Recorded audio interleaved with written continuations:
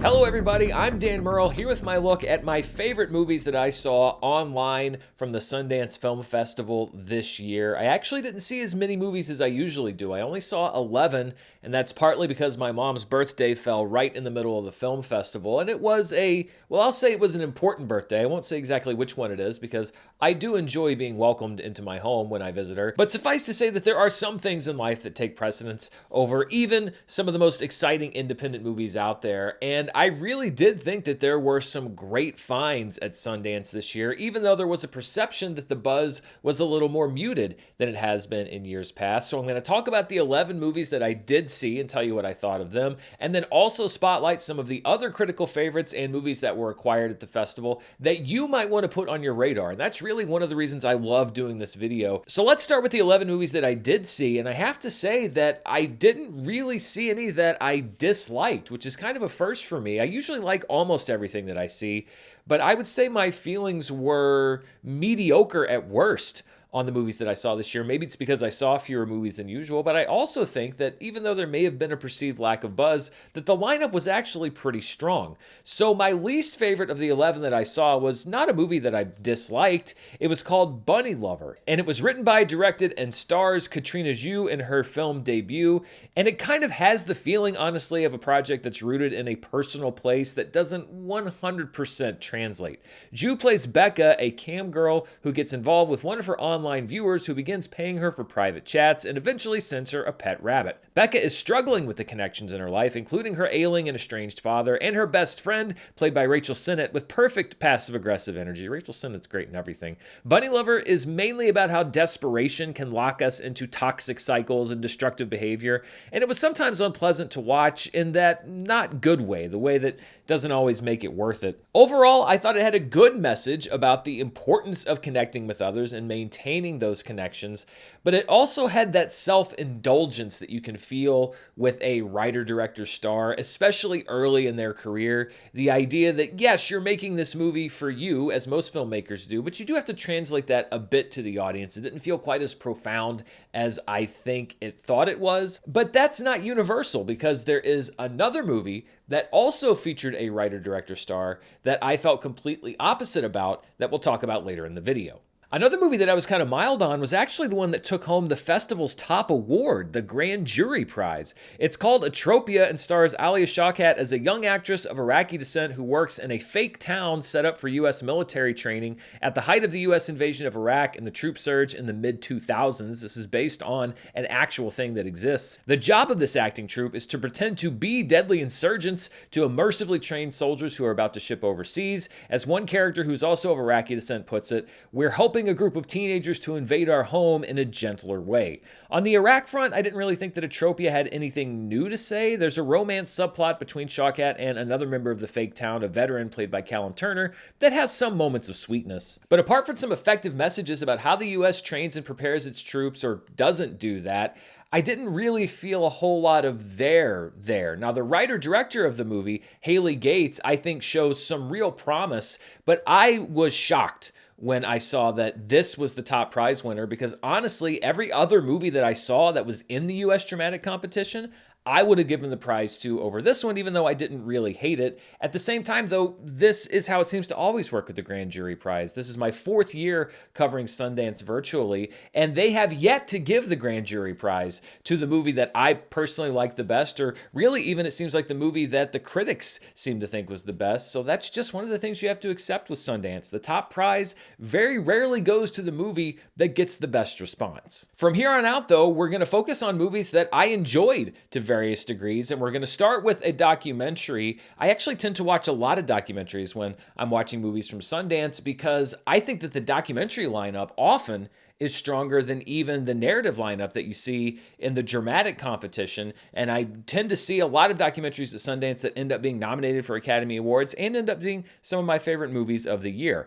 And the first one is called Predators, a documentary that takes on the show To Catch a Predator, which was a big hit in the mid-2000s and started as a segment on the news show Dateline NBC. It featured host Chris Hansen confronting men who showed up at a sting operation set up by an organization where they posed as underage kids in order to lure predators who were looking to have sex with them. After an interview, the suspects would be arrested by waiting police. Predators talks to those who were involved with the original show, including the host Chris Hansen and the actors who played the decoys, the fake underage kids who were physically present to get the men to come inside. And it tackles the show's complicated legacy, including charges that local police disregarded protocol to just be part of a television show, and that the show itself intentionally disregarded any sort of mitigating factor like mental illness to present the perpetrators that were arrested in the worst possible light. We also follow some of the copycat shows that have sprung up online and on social media, and even Chris Hansen says that he believes those shows are there to monetize the pursuit of predators like this instead of what he believes himself is a more noble mission of cleaning up the streets and keeping them away from actual children. This documentary was directed by David Ossett, and he openly says in the documentary itself that he's not really even sure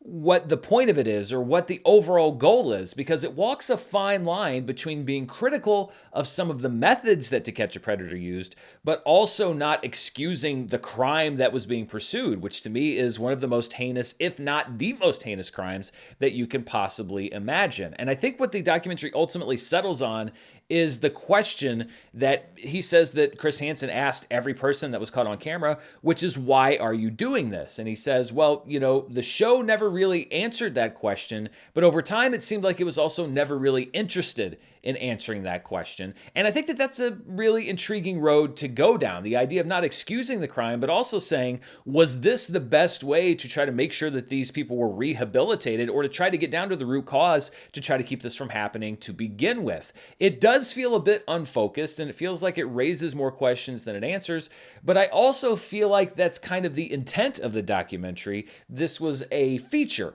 not a bug. Next is the movie that won the directing award in the U.S. Dramatic Competition for Rashad Frett. His debut feature is called Ricky, based on his own short film. Ricky stars Stephan James as the title character, freshly released from prison at age 30 after being convicted as an adult of attempted murder at just 15 years old. Even though Ricky comes out of prison a man, in many ways he's still the boy who went into prison, and the film follows his first chaotic weeks as a free man as he desperately tries not to break parole and go back to jail. The Ensemble Acting Award actually went to another movie that we'll talk about later, but I thought that the performances in this film across the board were really strong, not just in the lead role, but also from Simbi Kali as Ricky's mother, who's been struggling trying to keep things together, and also Cheryl Lee Ralph as his parole officer, who actually sees it as her job to make sure that the people she's supervising don't go back to jail. If Ricky has a major drawback, it's that it can be unfocused from time to time. There's a whole side plot involving Titus Welliver and Ricky trying to buy a car from him that doesn't really go anywhere. But at its core,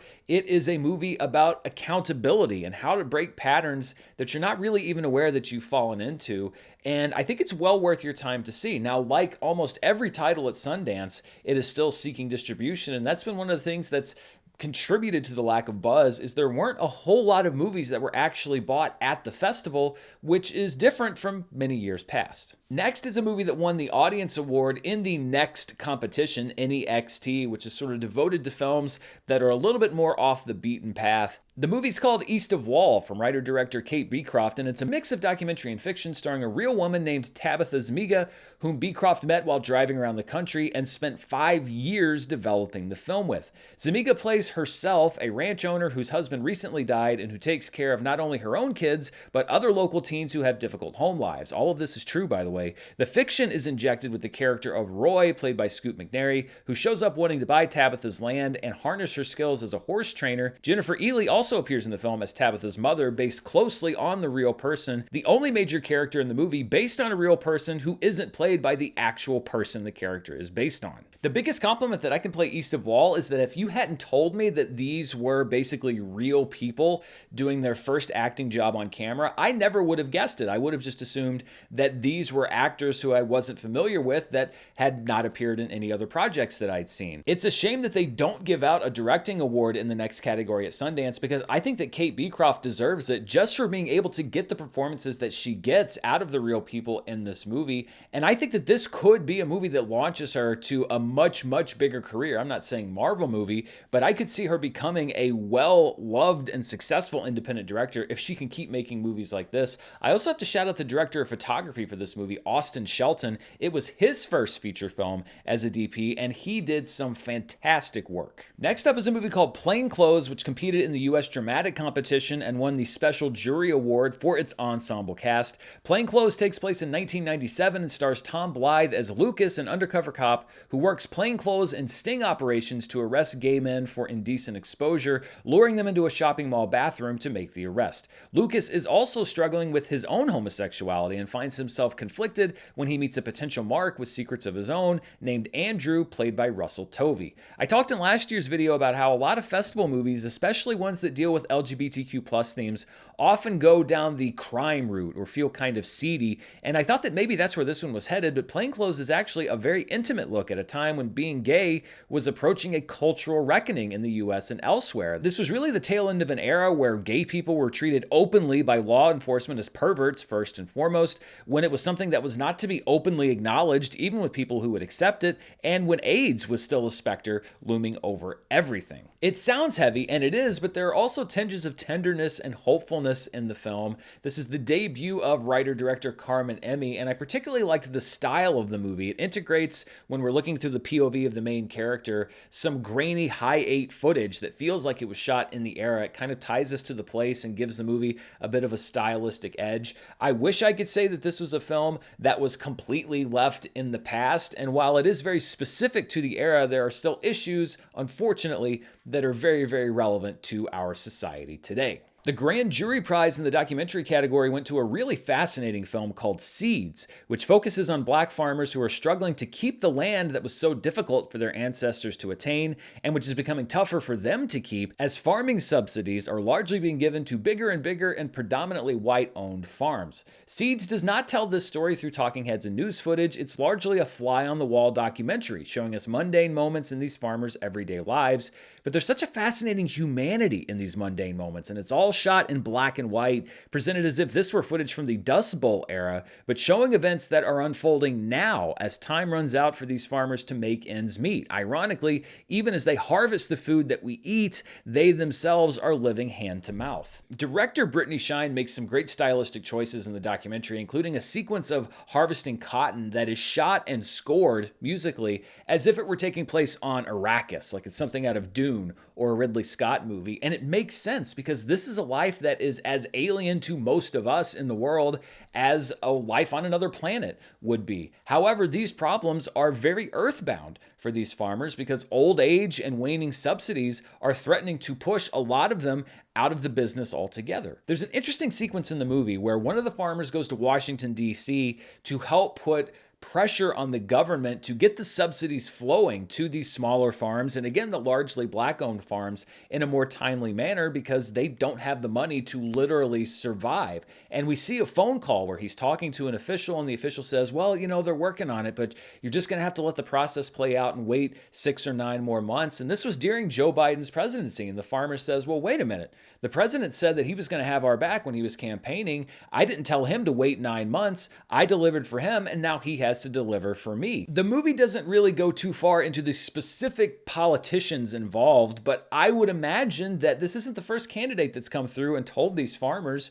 who have problems going back decades that they've got their backs. I think when we look at the political upheaval that's happened, not just here in the United States, but elsewhere around the world, it's largely tied to a group of people that come in and say, hey, you know what? We've got your back. And when that doesn't happen, they go to the person from the other side who says, no, we've got your back. But then that doesn't happen, and they go to the other side, and you see these shifts in who's in power, but the system remains the same. And if you're caught in the middle or at the bottom of that system, it seems like no matter who's in charge, it doesn't really do a whole lot for you. And we're seeing the results of that in this documentary. But again, that's not really stated explicitly. It's all under the surface. And I think what really takes the spotlight here isn't the politics, but the humanity. I thought that Seeds was a beautiful and stark portrait of the actual American dream, which for most people isn't to be rich and famous and have millions of dollars, but just to get a fair wage for an honest day's work and be able to claim and maintain a piece of the world for yourself that you've earned and that you deserve for your hard work. And what really is more relatable to so many people than that, whether you're in farming or not? I have a lot more to break down from this year's Sundance Film Festival, but before I do, I want to thank the sponsor for this video. This episode's brought to you by Factor. It's February, so there's no excuse not to be getting in the groove for 2025. Eating better is near the top of so many people's to-do lists, including mine, which is why Factor is a great choice no matter what kind of dietary preference you have. Factor sends chef-made gourmet meals right to your door, fully prepared for you to heat and eat in just 2 minutes.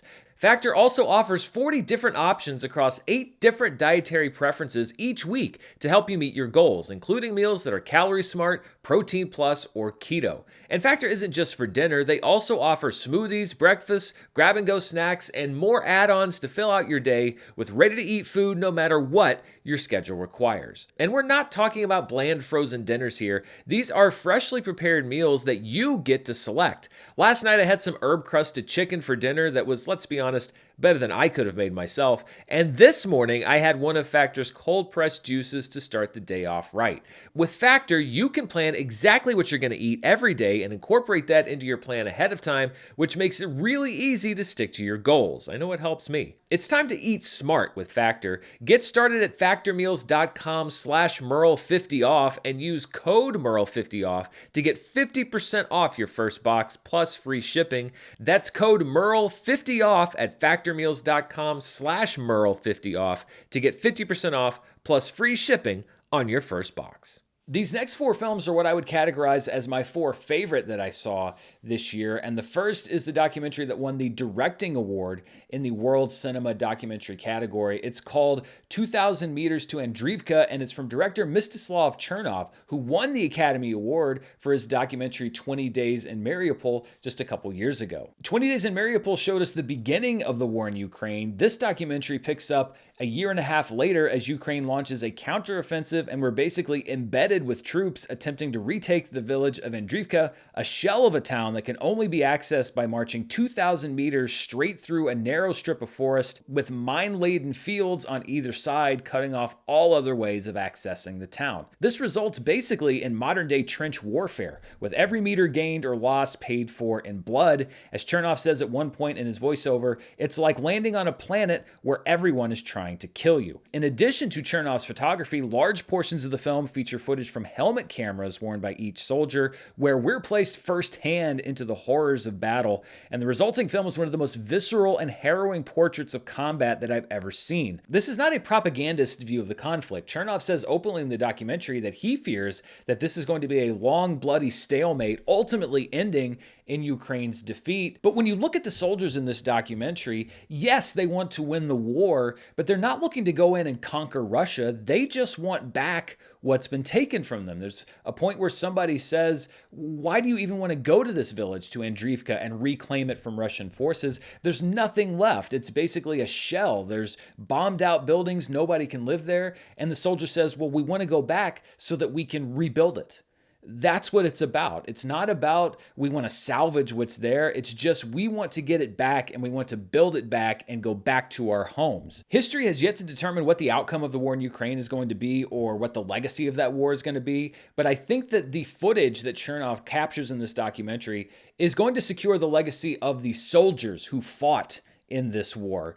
And I think it's another example of why documentary filmmaking at times is absolutely essential for the recording and preservation of history. Like 20 Days in Mariupol before it, 2,000 Meters to Andreevka is a production of PBS and Frontline, so it's not seeking distribution, and it should be airing probably on PBS sometime soon. The directing award in the U.S. documentary category went to Geeta Gambhir for The Perfect Neighbor, another documentary composed mainly of first-person footage, this time police body cam footage, telling the story of the shooting death of Ajika Owens in Ocala, Florida by her neighbor, Susan Lawrence, who shot Owens through her closed front door over a neighborhood dispute and attempted to claim innocence under Florida's Stand Your Ground law. The Perfect Neighbor uses the body cam footage simply to show us the months leading up to this encounter, encounter. And it shows us that Susan Lawrence is somebody who would call the police at the drop of a hat for reporting kids playing in a vacant field next to her apartment. She's not really given a light either way, sympathetic or non-sympathetic, but it's hard for me to imagine that anybody could watch this documentary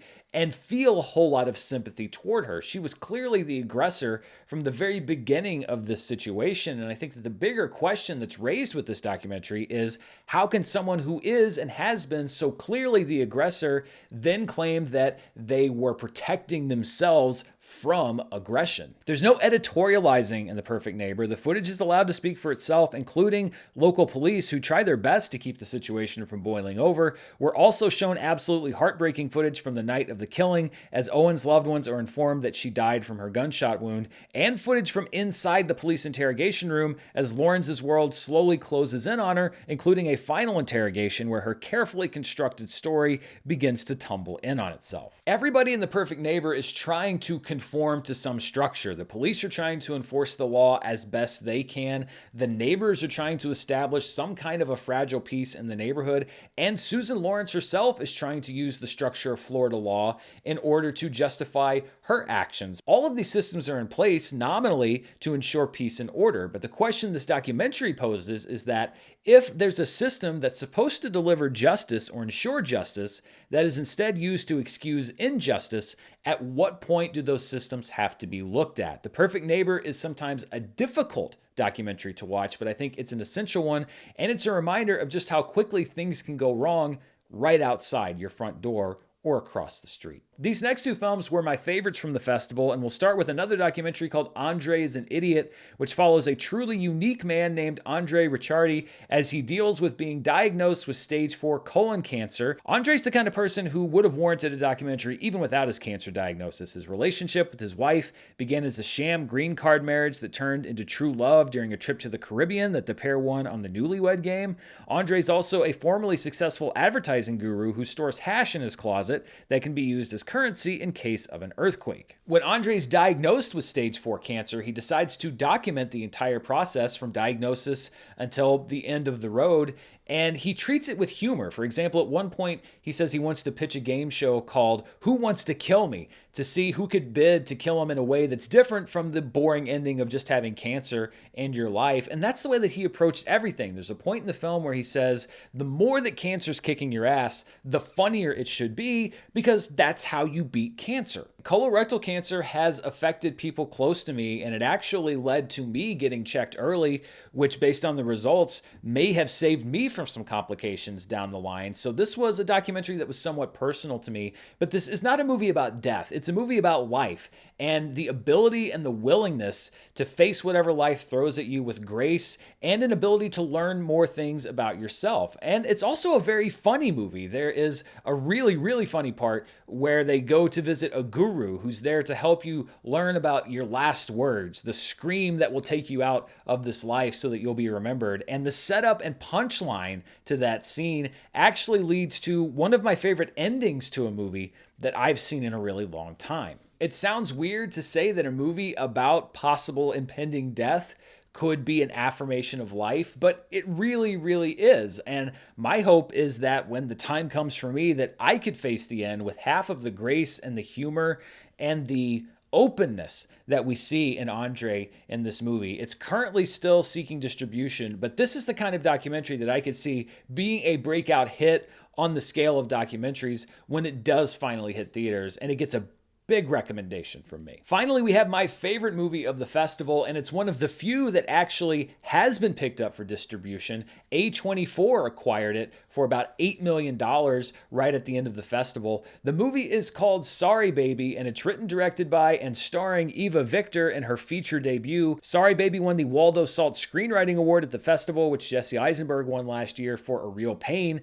That script is now Oscar nominated. Sorry Baby jumps back and forward in time in the life life of Agnes, a graduate student turned professor whose life was shattered by a sexual assault that occurred when she was a grad student. We don't see the attack at first, we see the effects, but when we do arrive at the moment, it's shown in a way that I thought was executed with devastating simplicity. Then we see how this continues to dramatically impact Agnes's life through different vignettes featuring her best friend, played by Naomi Ackie, her neighbor, played by Lucas Hedges, and in one fantastic scene, a sandwich shop owner, played by John Carroll Lynch. The lead role in this film would be a tough ask of any actor, even if they weren't also directing the movie, but I think Eva Victor gives a really strong performance. It's tense, it's sad, it's fascinating to watch, it's heartbreaking at times, it's hopeful at times, and it's also often very funny, which given the subject matter of the movie, again, I think may sound kind of weird, but there's a scene where Agnes finds a cat and brings it into a grocery store and tries to deny the fact that she has a cat in a grocery store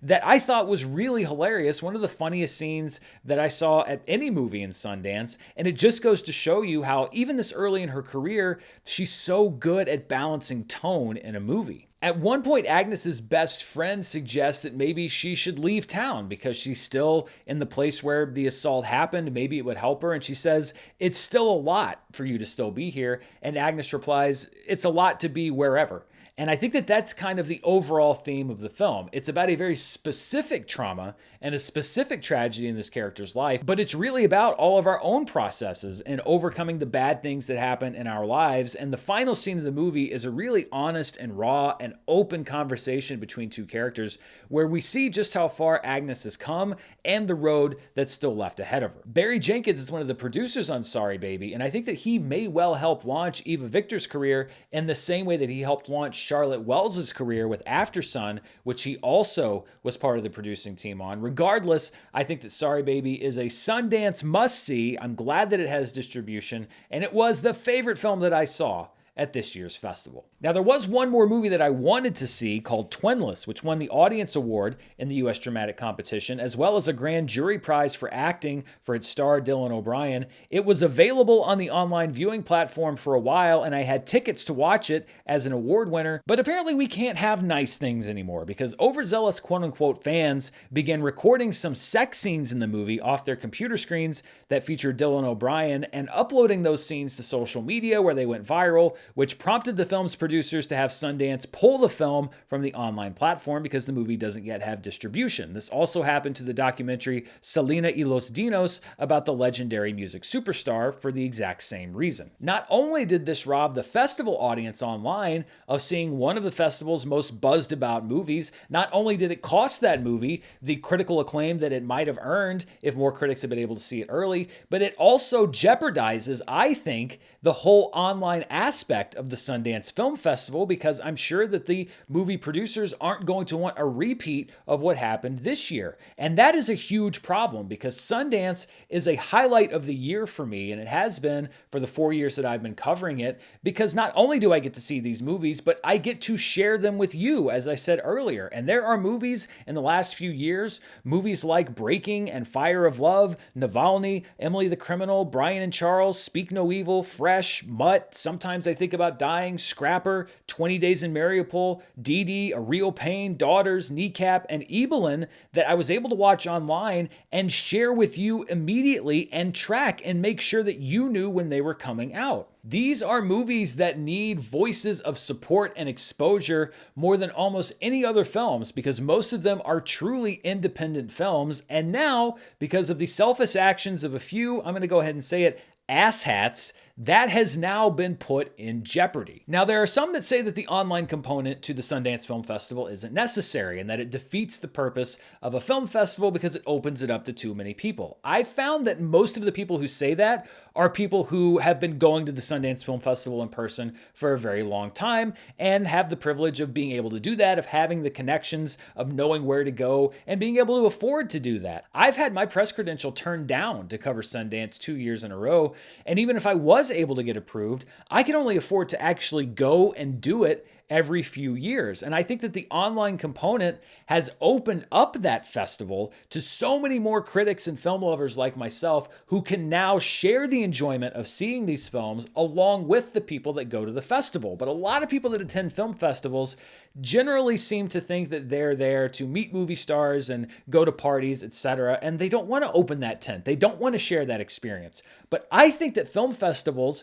should be about introducing these movies to the world, saying, look at this. We've chosen these movies to show to you so that you can go out and tell people about them, so that they can get picked up and distributed and seen. That's the function of the festival. I don't think it should be a closed tent. I think it should be available and accessible to as many people as want to come in and enjoy it. And if Dylan O'Brien stands have cost us in the future the ability to participate in Sundance Online, which I think has revitalized the festival over the last few years, some of the festival-going crowds may say, well, that's a big win for Sundance, but as far as I'm concerned, for movie lovers and for the directors, the producers, and the talent behind these films, I think it would be a massive loss. Looking at some other major prize winners at the festival, the World Cinema Grand Jury Prize in the dramatic competition went to Sabar Bonda Cactus Pears from India, about a man who returns to the countryside to mourn his father and finds unexpected love, while the Audience Award in the World Cinema Dramatic Competition went to DJ Ahmet, a Macedonian film about a young DJ in a restrictive community. The World Cinema Prize in the documentary category went to Cutting Through Rocks, featuring an Iranian woman who fights back against her male-dominated society by empowering the young girls in her town, while the Audience Award in World Cinema Documentary went to the film Prime Minister, about former New Zealand Prime Minister Jacinda Ardern. The Next Innovator Award, which was decided solely by Elijah Wood, true story, went to Zodiac Killer Project, a mock true crime documentary from a director whose rights to a real Zodiac Killer documentary fell through. As far as other buzzy films at the festival, only a few so far have been able to get big distribution deals. Train Dreams, from the writers of Sing Sing and directed by co-writer Clint Bentley, was acquired by Netflix for a reported $15+ million. It stars Joel Edgerton as a man working to build the railroads that would eventually cross the United States, and the toll being away from his family, including his wife, played by Felicity Jones, takes on him. Critical response to that film was positive. The other big acquisition so far was Together, starring Dave Franco and Alison Brie, in what's been described as a body horror film that unfolds after a couple moves to the countryside. Neon outbid other studios for a reported $17 million purchase and plans to release the film in August. Reviews on this film were also solid, with some comparing it to The Substance and how extreme it's willing to go with its body horror. There were also a lot of other movies that got strong critical reviews and are perhaps worth putting on your radar. Some of them include The Things You Kill, which got really, really good reviews and won the Directing Award in the World Cinema Dramatic category. It's about a Turkish professor teaching in America who seeks vengeance for the death of his mother. Black News Terms and Conditions is an abstract journey through Black history that's been described as a mixtape that spans across the centuries. If I Had Legs, I'd Kick You, which was already acquired by A24, features an acclaimed supporting performance from Conan O'Brien, who plays therapist to Rose Byrne, the mother of a sick child whose life is metaphorically and literally crashing down around her. Byrne's performance is also being hailed as terrific and potentially already an awards contender. A trio of documentaries about celebrities also got strong reviews. It's Never Over, Jeff Buckley, featuring the musician who was tragically taken too soon. Marlee Matlin, Not Alone Anymore, featuring the Oscar-winning actress who broke new barriers for deaf actors and had a tumultuous life of her own as her star was on the rise. And Pee-wee as Himself, a 3+ hour, 2-part docuseries that will air on Max later this year, featuring an in-depth look at Paul Reubens, the man behind Pee-wee Herman, and his ups and downs, including his very public fall from grace and his very private life as a gay man. Reubens sat for hours of interviews for this documentary prior to his death. A movie called Lurker received lots of strong reviews and praise for the film's stars, Theodore Pellerin and Archie Madekwe. Madekwe plays a famous singer who meets a seemingly innocent aspiring musician, played by Pellerin, but soon finds the wannabe star slowly edging further and further into his life. It's been compared to Ingrid Goes West, which is a movie that I absolutely love, so I'm excited to see this one. Omaha, a road movie starring Jean Magaro as a father who takes his kids on a cross-country road trip, was considered by many to be a contender for either the Grand Jury Prize or the Audience Award. While it won neither, it reportedly was a big audience hit and a movie that felt very Sundance in its intimate scope and focus on family healing and trauma. The Ballad of Wallace Island already has distribution from Focus Features and will get a limited release in March. It's a British film starring Tim Key as a lottery winner who plots to reunite the couple behind his favorite band by inviting them to play a private show. One of the musicians is played by Carey Mulligan. Peter Hujar's Day, starring Ben Whishaw as photographer Peter Hujar and Rebecca Hall as Linda Rosencrantz, earned positive reviews for both the film and Wishaw's performance in what's essentially a two-person conversation between the two actors. Rebuilding is the second film from director Max Walker Silverman, whose movie A Love Song was a standout a few years ago at Sundance. Josh O'Connor stars as a rancher whose home and livelihood are destroyed by a wildfire and who faces the prospect of starting over. Obviously, this film had extra significance for many of the LA residents at the festival. Questlove, who won an Oscar for his documentary Summer of Soul, returned to Sundance with another music doc, Sly Lives, aka The Burden of Black Genius, a look at Sly Stone, the eccentric frontman of Sly and the Family Stone. It premieres next week on Hulu. And Sunfish and Other Stories on Green Lake is an anthology film about a northern Michigan lake and how it ties all of the movie stories together across the years. And of course, that isn't even all of the acclaimed movies that were at the festival this year. As far as films that underwhelmed critics, a big portion of them were part of the festival's premieres section, which are largely the bigger films, the ones that already have distributions and major stars and wanted to come to Sundance in order to kickstart the promotion and the publicity for their films. Kiss of the Spider-Woman, an adaptation of the stage musical directed by Bill Condon, came into Sundance with a lot of star power, seeking a big distribution deal but has yet to attract a buyer after mediocre reviews. The film stars Jennifer Lopez and Diego Luna, and the performance of Tonatia as prisoner Luis Molina got a particularly positive response that outshone the movie's reviews. Last Days, from Justin Lin, returning to his indie roots, tells the story of an American missionary who attempts to convert an uncontacted native tribe to convert them to Christianity. Critics were not overly kind to the film. Opus came into Sundance with an A24 distribution deal and a March 14th release date. The film stars Io Adebri as a journalist who travels to a cult compound to interview a reclusive musician played by John Malkovich. A24 and cults. Name a more iconic duo. Unfortunately, critics said it was too similar to other cult films, and response was muted. And star power also couldn't save Rabbit Trap, a horror thriller starring Dev Patel as a sound engineer who finds mystery in his new home in Wales, or The Thing with Feathers, starring Benedict Cumberbatch as a widower whose sadness takes the form of a giant talking crow. Both films got so-so reviews. And that wraps up my coverage of Sundance 2025. What about you? Were you able to watch any of the movies online? Were you able to attend the Sundance Film Festival? Let me know down in the comments below. Let me know which movies were your favorite or which ones you can't wait to see. And be sure to stay tuned right here on the channel for more movie news, reviews, box office, and more. As always, I appreciate you tuning in. Stay safe, and I'll see you next time. Bye.